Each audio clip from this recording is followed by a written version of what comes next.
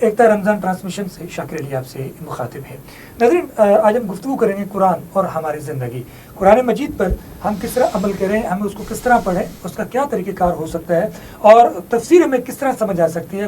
قرآن مجید فرقان حمید جب ہم پڑھتے ہیں تو کیا طریقہ کار اختیار ہمیں کرنا چاہیے، کیا ہمیں وہی اسلاف والا طریقہ اختیار کریں جس طرح انہوں نے قرآن پڑھا تھا، یا آج جو موجودہ دور میں ہم لوگ جب قرآن مجید پڑھتے ہیں سنتے ہیں لیکن عمل پیرا نہیں ہوتے، اس پر یقیناً ہم گفتگو کریں گے۔ ہمارے ساتھ یہاں پر موجود ہیں ابو بکر محی الدین، جامعہ اسلامیہ کلفٹن ہمارے درمیان موجود ہیں۔ السلام علیکم۔ وعلیکم السلام۔ بہت شکریہ صاحب، آپ نے ہمیں وقت دیا، بہت اچھا لگ رہا ہے جب آپ سے گفتگو کرتے ہیں اور چہرہ جو ہے نا چمکتا ہوا اور مہکتا ہوا دمکتا ہوا اور خوشائن چہرہ، جب بات کرتے ہیں تو اچھا لگتا ہے کہ تبسم والا چہرہ۔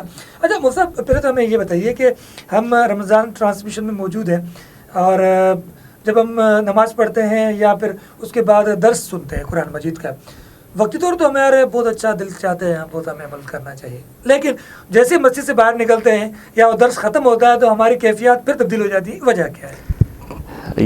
یہ کوئی عیب کی بات نہیں ہے، یہ حضور کے زمانے میں بھی ہوتا تھا اور ہمیشہ ہوتا رہے گا کہ ایک صحابی رسول کا ایک واقعہ ہے، وہ نبی کریم صلی اللہ علیہ وسلم کے پاس سوال لے کر کے آئے تھے اور یہی سوال انہوں نے کیا تھا کہ جب ہم آپ کی مجلس میں ہوتے ہیں، قرآن مجید کو سن رہے ہوتے ہیں تو ہمارے ایمان کا جو لیول ہے وہ اور ہوتا ہے، اور جب ہم گھر چلے جاتے ہیں، باغات میں چلے جاتے ہیں، روزمرہ کی زندگی میں چلے جاتے ہیں، پھر وہ لیول نہیں رہتا ہے۔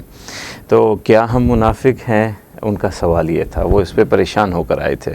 تو اللہ کے رسول صلی اللہ علیہ وسلم نے فرمایا نہیں، ذالک الایمان، ایمان چیز ہی ایسی ہے، اور قرآن مجید میں بھی ہے کہ وَإِذَا تُلِيَتْ عَلَيْهِمْ آيَاتُهُ زَادَتْهُمْ ایمانا، کہ قرآن مجید کے اندر اللہ نے رکھی یہی بات ہے کہ جب آپ اسے براہ راست سن رہے ہوں گے، ترجمہ سن رہے ہوں گے، درس سن رہے ہوں گے، آپ کا ایمان کا لیول بڑھ رہا ہوگا، اور جب آپ وہ مجلس چھوڑ دیں گے تو ظاہر ہے اس پڑھائی کی وجہ سے یا اس سمجھ کی اور محفل کی وجہ سے جو ایمان میں زیادتی آئی ہے وہ پھر واپس اپنے لیول پہ۔ تو یہ چیز تو ہوتی رہتی ہے، ہمیں کرنا یہ ہے اپنی زندگی میں کہ رمضان میں تو ہم کیوں اتنی روحانیت دیکھتے ہیں، اتنا نیکی دیکھتے ہیں اور نمازی بڑھ جاتے ہیں، اس کی وجہ یہ ہے کہ ہماری گفتگو اور محفل میں قرآن حدیث زیادہ ہو جاتا ہے، ہم کچھ نہ کچھ تلاوت بھی کر رہے ہوتے ہیں تو وہ اپنی روحانیت پیدا کر رہا ہوتا ہے۔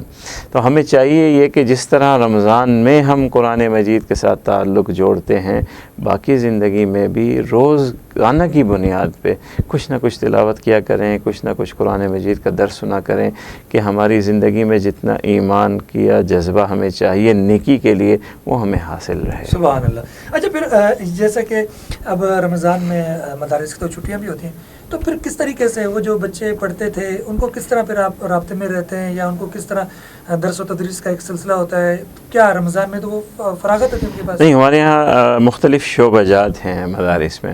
مسجد میں جو شعبہ قرآن مجید سے متعلق ہیں، جہاں بچے ناظرہ اور حفظ کرتے ہیں، وہ رمضان کی 25 یا 21 رمضان تک مدرسہ رہتا ہے، وہ بچے رہتے ہیں، پڑھتے رہتے ہیں۔ ان کی چھٹی عید کی 10 دنوں کی ہوتی ہے، بس 10 سے 15 دنوں کی۔ دوسرا شعبہ ہمارے یہاں درس نظامی کا ہے، جو عالم بن رہے ہوتے ہیں، ان کی چھٹی ہو جاتی ہے، وہ شعبان میں امتحان دے کر کے سالانہ چھٹیوں پہ چلے جاتے ہیں، تو ان کے لیے بھی شارٹ کورسز ہمارے یہاں مدرسوں میں ہوتے ہیں، تو وہ پھر اس وقت سوشل میڈیا کا بہت زور ہے، تو آپ کے ساتھ ادارے ہیں، آپ اتنے سربراہ ہیں اور اتنا کام کر رہے ہیں، بہت ہم تو یوں دیکھ رہے ہیں بہت مشکل کام ہے، تو ایمان کی باتیں ہیں، تو مطلب کوئی سوشل میڈیا پہ آپ نے کوئی ایسا طریقہ کار بنایا جس سے یعنی جو آپ گفتگو کرتے ہیں یا آپ نمازیں پڑھاتے ہیں یا درس و تدریس دیتے ہیں تاکہ وہ سوشل میڈیا پر آئے، لوگوں کو وہاں سے بھی ایک روحانیت ملے؟ ہمارے سوشل میڈیا کا ہمارا جامعہ اسلامیہ کلفٹن کے نام سے پیج ہے، اور اس پر ہم سارے جو ہمارا جمعہ ہے وہ لائیو ہوتا ہے، دروس ہوتے ہیں، ہمارے مسائل اس پر ہم آتے ہیں، پروگرامنگ کرتے ہیں۔ بنیادی طور پر سوشل میڈیا پر ہم جب آئے، اور آج سے کئی سال پہلے ہم نے یہ کام شروع کیا، اور ایک مشکل فیصلہ تھا کہ مسجد میں نماز جمعہ کے اجتماع میں کیمرہ لگانا، لیکن ضرورت اس کی یوں محسوس ہوئی کہ ہمارے معاشرے میں خواتین اور بچے یہ جمعے کے اجتماع سے کٹ گئے ہیں۔ خواتین تو ہمیشہ سے کٹی ہوئی ہیں، بہت ہی محدود مساجد ہیں جہاں کوئی خواتین جمعے کے لیے جاتی ہیں اور کوئی بات سن لیتی ہیں۔ اب دین کی بات خواتین تک براہ راست ایک عالم دین کے ذریعے کیسے پہنچے، یہ بہت بڑا مسئلہ ہے۔ اب ظاہر ہے وہ کوئی مرد آ کے پوچھے گا، وہ جا کے کیسے اس کو بیان کرے گا، کوئی نہ کوئی تبدیلی ہو جائے گی سمجھنے میں کچھ میں، اور پھر وہ کتنا بیان کرے گا۔ تو یہ ہمیں بنیادی ضرورت محسوس ہوتی تھی ہماری خواتین کے لیے، تو ہمیں یہ جب سوشل میڈیا آ گیا تو ہمیں یہ ایک بہترین ذریعہ لگا کہ ہم ان خواتین تک دینی علوم کی ترویج کو لے کر اس کے ذریعے جا سکتے ہیں۔ الحمدللہ ہم نے شروع کیا، اور ہمارا یہ پیج جو ہے اللہ کے فضل سے پاکستان کے بر صغیر کے اور کئی خلیجی ممالک کے مسلمانوں نے بڑا سراہا، اور تقریباً اس کے 50 لاکھ سے زیادہ فالوورز ہیں اس وقت، وہ سنتے ہیں، سیکھ لیں، اور دین کا یہ کام چل رہا ہے۔ اچھا، جتنے بھی ہم نے علماء کرام دیکھے ان کے آواز بڑی مدھم ہوتی ہے، شیریں ہوتی ہے، لذیذ ہوتی ہے، اور پر تاثیر ہوتی ہے، اور کیف ہوتی ہے نا، جیسے لمحات بہت اچھے بن رہے ہوں۔ تو کیا وجہ یہ مدارس کے اندر ٹریننگ دی جاتی ہے، یا قرآن مجید فرقان حمید کو پڑھ کر انسان خود شائستہ ہو جاتا ہے؟ دیکھیے، اگر ہم نے مقصد زندگی کا بنایا ہے اللہ کے رسول صلی اللہ علیہ وسلم کے اسوہ کو اپنانے کا، تو جو شخص اللہ کے رسول صلی اللہ علیہ وسلم کی زندگی کو سامنے رکھ کے چل رہا ہوتا ہے، اور اس کی خواہش یہ ہوتی ہے کہ میرا لباس بھی حضور جیسا ہو، میری شکل و صورت بھی حضور جیسی ہو، میری گفتار بھی حضور جیسی ہو، تو پھر وہ سختی اپنے لہجے میں لا ہی نہیں سکتا۔ تو حضور صلی اللہ علیہ وسلم کی زندگی میں سختی نہیں تھی، نہ چہرے پہ سختی تھی، بلکہ مسکراتا چہرہ تھا اور شفیق زندگی تھی۔ تو ہم تو حضور صلی اللہ علیہ وسلم کی ایک ایک ادا کو اس لیے اپنی زندگی میں لاتے ہیں کہ روز قیامت ان سنتوں کی بدولت ہمیں اللہ کے رسول کی شفاعت نصیب ہو جائے۔ صحیح۔ اچھا، نیز یہ بھی بتائیں کہ جب آپ علماء کرام سے بیٹھتے ہیں، بحث مباحثہ بھی ہوتا ہوگا، اختلاف بھی ہوتا ہوگا، تو پھر کس طریقے سے آپ مینیج کرتے ہیں اس وقت؟ دیکھیں، علمی بحث و مباحثہ یہ تو بہت ضروری چیز ہے۔ جس معاشرے میں آپ علمی اختلاف کو جگہ نہیں دیں گے، پابندی لگا دیں گے کہ لوگ اختلاف نہ کریں آپ کی بات سے، اور جو کسی نے کہہ دیا اسی کو مان لیا جائے، تو پھر علم کا سفر رک جائے گا۔ ایسا نہیں ہوتا۔ علمی اختلاف بہت، اسے رحمت کہا گیا ہے، اور یہ بہت اچھی چیز ہے کہ انسان دلائل کی بنیاد پر اختلاف رکھے، اور یہ ہمیشہ ہمارے ماضی میں ہوتا رہا ہے۔ صحابہ سے صحابہ نے اختلاف کیا ہے، بلکہ ائمہ جتنے ہیں شاگردوں نے استاد سے اختلاف کیا ہے، بیٹے نے باپ سے اختلاف کیا ہے، لیکن ایک علمی بنیاد پر اختلاف ہے، دلائل کی بنیاد پر، اور کبھی بھی اس اختلاف کی بنیاد پہ نفرت نے جگہ نہیں لی۔ احترام برقرار رہا ہے، رشتے برقرار رہے ہیں، تعلق ناطے برقرار رہے ہیں، علمی اختلاف اپنی جگہ پر ہے۔ آج بھی اسی طرح ہونا چاہیے، علمی اختلاف ہونا چاہیے، دلائل کی بنیاد پر ہونا چاہیے، اور ہمارا جو شریعت کا نظام ہے جسے ہم فقہ کہتے ہیں، وہاں ان اختلافات میں ایک رحمت یہ بھی ہے کہ اللہ کے رسول صلی اللہ علیہ وسلم کی سنت اور حدیث کے جتنے رخ ہو سکتے تھے ممکن، سب عمل میں آ جاتے ہیں۔ ایک عالم نے ایک رخ لے لیا اسی حدیث کا، دوسرے عالم نے دوسرا رخ لے لیا، دونوں پہ امت عمل کر رہی ہے۔ اللہ کے رسول کی باتوں کے جتنے رخ نکلتے تھے امت میں وہ پھول کی طرح نظر آتے ہیں، اس پر عمل ہو۔ یہ بڑی رحمت کی چیز ہے، اس پہ نفرت نہیں آنی چاہیے، اس پہ سختی نہیں آنی چاہیے۔ آپ نماز پڑھ رہے ہیں، آپ ہاتھ اٹھا رہے ہیں، نہیں اٹھا رہے ہیں، آپ نے سینے پہ باندھا ہے، ناف پہ باندھا ہے، نماز تو پڑھ رہے ہیں نا، اس سے کیا فرق پڑا؟ اور پھر یہ سارے حضور صلی اللہ علیہ وسلم کی زندگی سے، ان کی سنتوں سے نکلے ہوئے مسائل ہیں، تو پھر نفرت کی کہاں سے سوال ہے؟ مفتی صاحب، ایک اور چیز بتائیں کہ جو علماء کرام ہیں، کیا وہ سیاست میں آ سکتے ہیں، یا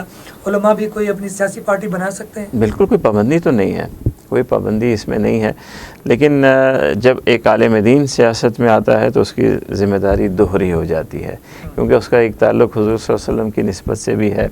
پھر ہماری جس طرح کی سیاست ہے، بعض اوقات اس سے بہت مشکل کٹھن مراحل سے گزرنا پڑتا ہے، تو سیاست کے تقاضوں کو بھی پورا کرنا پڑتا ہے، اور پھر اپنی نسبت کے تقاضوں کو بھی پورا کرنا پڑتا ہے، اور یہ بہت مشکل کٹھن راستہ ہے۔ تو مقصد یہ بھی ہے کہ اتنے سارے علماء ہیں، ایک دم یعنی قرآن مجید کو پڑھا ہوا ہے، اور وہ حکومت میں نہ ہے، تو کیا سیاست علماء کا ہے، مطلب کہ علماء بھی سیاست کرے؟ دیکھیے، ایک عالم دین کا مقصد حکومت نہیں ہے، عالم دین کا مقصد معاشرہ ہے، اور اس معاشرے کا حصہ حکومت ہے۔ ایک عالم دین کے پیش نظر یہ ہے کہ میں نے پورے معاشرے کو اللہ کے رسول کی سنتوں سے آراستہ کرنا ہے، تعلیمات سے آراستہ کرنا ہے۔ جس دن ہم نے اپنا یہ مقصد پورا کر لیا، ہمارے معاشرے کا مزدور، ہمارے معاشرے کا ڈاکٹر، ہمارے معاشرے کا انجینئر جب دینی علوم سے بہرہ ہو گیا، ایک اچھا مسلمان ہو گیا، تو پھر وہ اچھا مسلمان حاکم ہو جائے۔ عالم کو خود حاکم نہیں بننا ہے، اسے اپنے معاشرے کے لیے ایک اچھے نبی کریم صلی اللہ علیہ وسلم سے محبت رکھنے والے پکے سچے مسلمان کو حاکم کے طور پہ دیکھنا ہے۔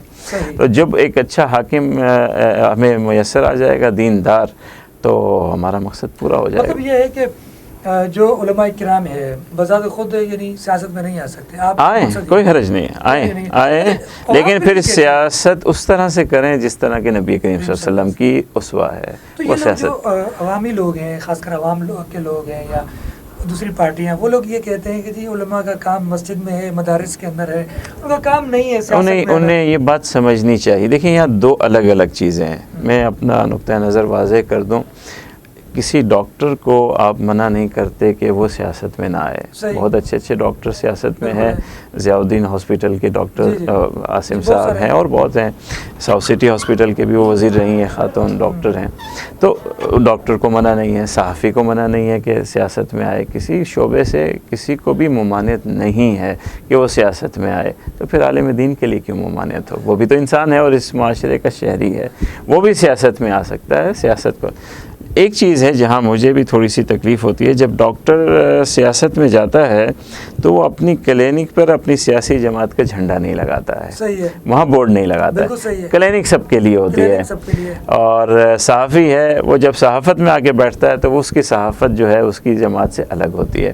تو ہم یہ چاہتے ہیں اور ہم اپنے طلباء کو، شاگردوں کو یہی تعلیم و تبلیغ کرتے ہیں، آپ بے شک سیاست میں جائیں، جس جماعت سے تعلق رکھیں آپ چلے جائیں، اپنی جماعت بنا لیں، مگر جو آپ کی مسجد ہوگی وہاں کوئی جھنڈا نہیں ہو، وہاں آنے والا ہر مسلمان، ہر پاکستانی سب برابر کے نمازی ہیں، مسجد کو کسی جماعت کا حصہ نہیں ہونا چاہیے، عالم بے شک کسی جماعت کا بھی حصہ بنے۔ اچھا یہ پھر ہم یہ جو نصاب کی اگر بات کر لیتے ہیں، کیا نصاب الگ ہے کہ علماء یہ الگ ایک مخلوق ہے، وہ ایک الگ مخلوق ہے، یعنی مدارس الگ مخلوق ہے، یونیورسٹیوں کے بچے الگ ہیں، ہم یوں کہہ سکتے ہیں پھر؟ دیکھیے مقصد کی بات ہے، اور یہ تفریق آپ کے یونیورسٹیوں میں بھی موجود ہے۔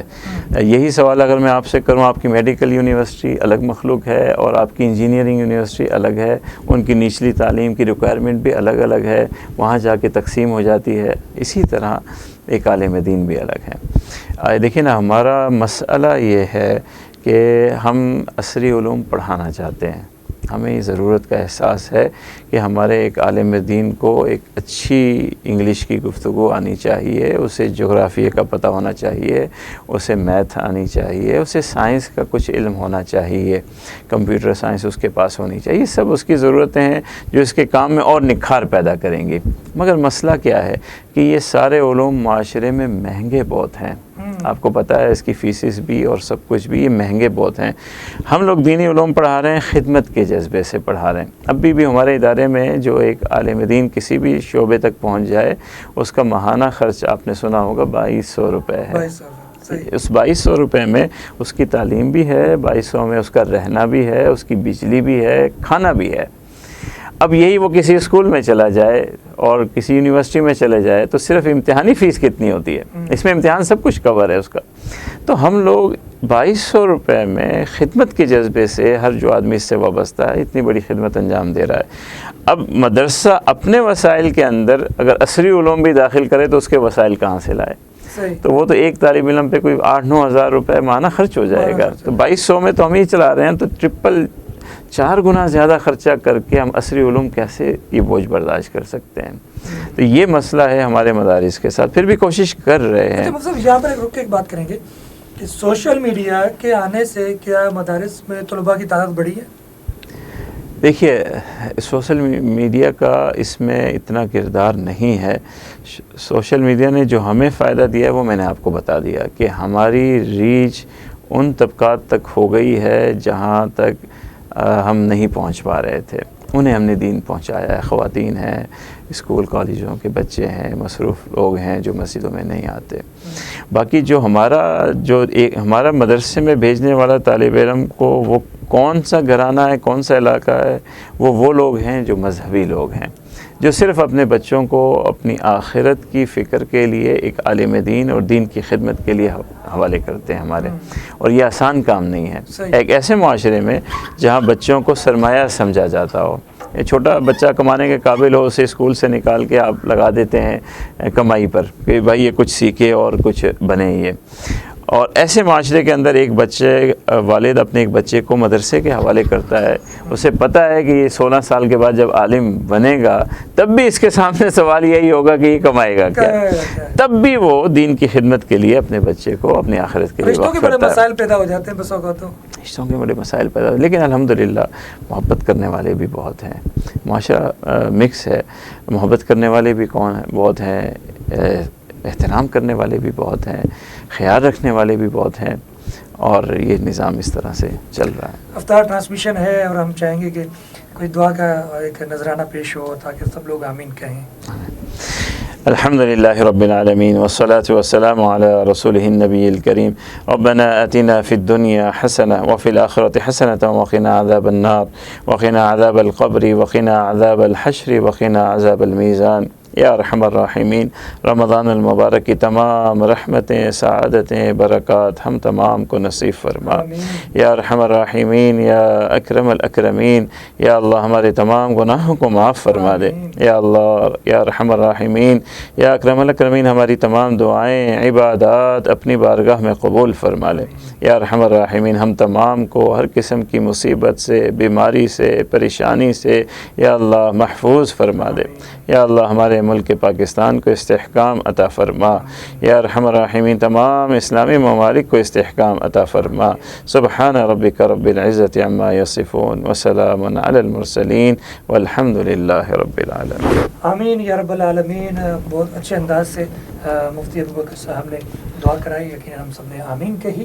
آخری لمحات ہیں اور یقیناً اس دعا کے ساتھ بھی کہ جہاں بھی رہیں اپنے ارد گرد لوگوں کا ضرور خیال رکھیں۔ ایک رمضان سے شاکر علی کو دیجیے اجازت، فی Aman Ullah. To watch more videos, please subscribe to our YouTube channel and click the bell icon.